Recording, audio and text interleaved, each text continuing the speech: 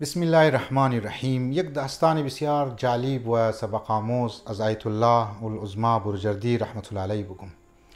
مگه یک روز آیت الله بروجردی در وضو میگرفت که خانه خو افرادها آمادک در که کدی آقا ملاقات کنه. دمزی دوران یک نفر بود رضا بلندگو مگفت چیره، یعنی آواشی بسیار بال بود.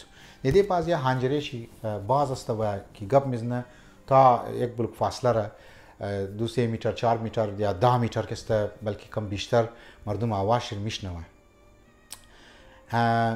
دمزی دوران که وضو میگیره درو این نفر که آقای رضا که یک نعره میزنه مگه که برای سلامتی امام زمان علیه السلام و نایب برحقش آیت الله العظما بروجردی صلوات بخوانیم.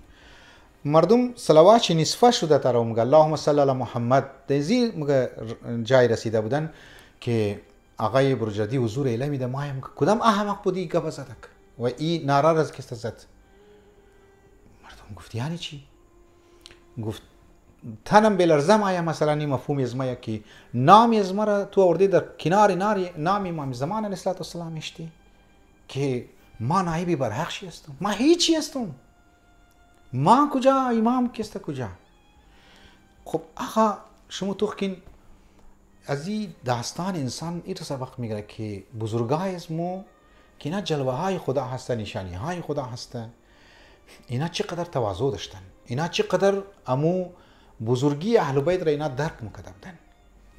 در منیت کسی گرفتار نبود. مو یک ریزه کاری دینی انجام میدی، منتظر است که گو کس مور تعریف میکنه، یگو کس بگه ماشاءالله واقعا امروز چه خوب مثلا دمای مبارک رمضان افطاری آوردی یا چقدر کارهای خوب کسته کدی، غریبا را خوب کمک کدی، مدد کدی فقرا را. نه از انسان از منیت خبر شونه. هر چی هست خدا هست و این نایبین چی هست در روح زمین. مو هیچی هستیم آقا، هیچی هستیم. خداوند متعال مر توفیق بده که برین نقش قدمی از این بزرگوارها مو بوری و مو نجات کرسته و رمو پیدا کنی در زو کسته برسی. و السلام علیکم و رحمت الله و برکاته.